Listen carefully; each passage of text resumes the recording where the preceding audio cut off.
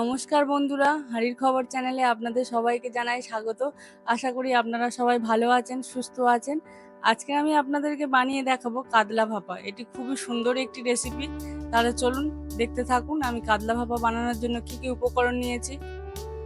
নিয়েছি লবণ, সর্ষের তেল, চিনি, হলুদ গুঁড়ো, কাশ্মীরি লঙ্কা, পোস্ত, সর্ষে, লেবু, পেঁয়াজ কুচি, কাঁচা লঙ্কা, 1 চামচ আদা রসুন বাটা আর টক দই। আর নিয়েছি 4টে বড় সাইজের কাতলা মাছের পিস, 2 চামচ কালো সর্ষে আর 2 চামচ পোস্ত, 3টে কাঁচা লঙ্কা একসাথে ভালো করে বেটে নেব অল্প একটু লবণ দিয়ে, তাহলে সর্ষেটা আর তিতো লাগবে না। দেখুন এইভাবে বেটে নিয়েছি। কড়াইটাকে প্রথমে গরম করে নিয়েছি, এবার দিয়ে দেবো পরিমাণ মতন সর্ষের তেল। তেল গরম হয়ে গিয়েছে, এবার দিয়ে দেবো কেটে রাখা পেঁয়াজ। আর পেঁয়াজগুলোকে একটু ভাজা ভাজা করে নেব।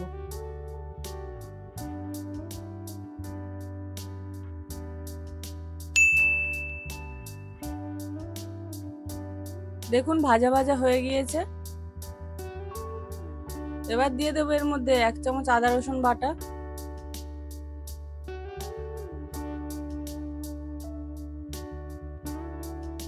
একটু নাড়াচাড়া করে নিয়ে দিয়ে দেবো স্বাদ মতো লবণ আর 1/2 চামচ হলুদ গুঁড়ো।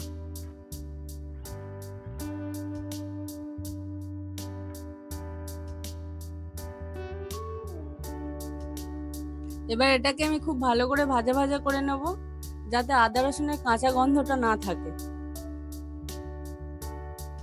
দেখুন খুব ভালো করে ভেজে নিয়েছি। এবার এটাকে আমি নামিয়ে নেব।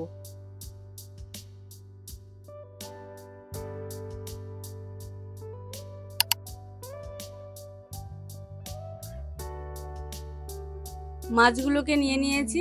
মাছের যাতে কাঁচা গন্ধ না থাকে তার জন্য আমি দিয়ে দেবো কিছুটা লেবুর রস।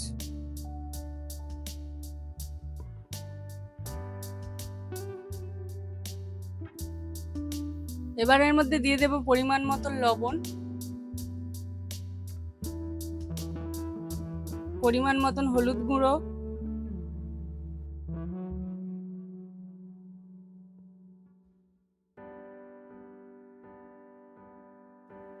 দিয়ে দেবো বাটা মশলা,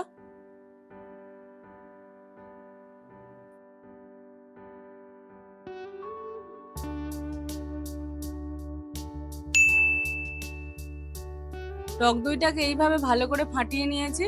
এবার টক দইটা এর মধ্যে দিয়ে দেবো।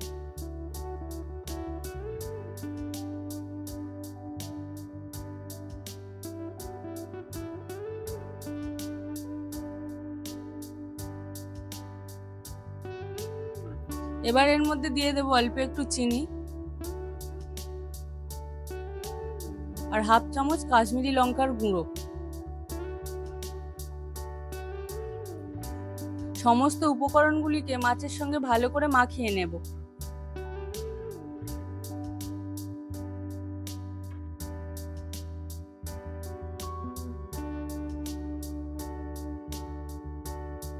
এবার এর মধ্যে দিয়ে দেবো ভেজে রাখা মশলা আর এটাকেও ভালো করে মাখিয়ে নেব। দেখুন সমস্ত উপকরণগুলিকে ভালোভাবে মাছের সঙ্গে মাখিয়ে নিয়েছি। এবার মাছগুলোকে টিফিন বক্সের মধ্যে তুলে নেব।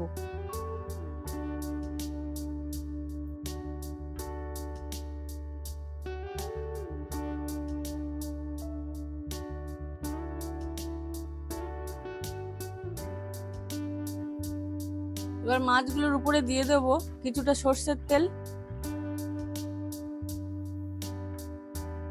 আর দেবো 3টে কাঁচা লঙ্কা।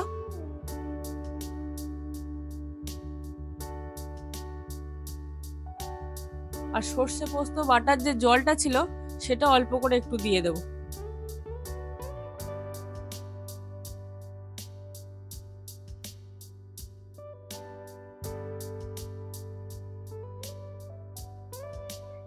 এবার টিফিন বক্সের ঢাকাটা বন্ধ করে দেব।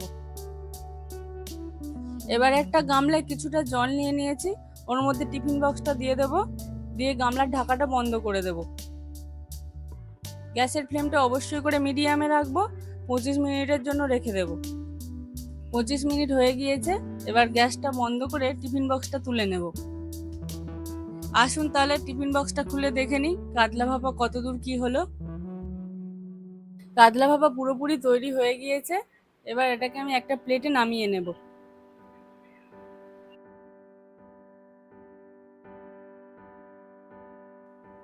আজকের রান্নাটি যদি আপনাদের ভালো লেগে থাকে তাহলে লাইক, শেয়ার আর সাবস্ক্রাইব করে দেবেন। আর কমেন্ট করে জানাবেন আমার এই রান্নাটি আপনাদের কেমন লাগলো। তাহলে আবার দেখা হবে পরবর্তী ভিডিওতে।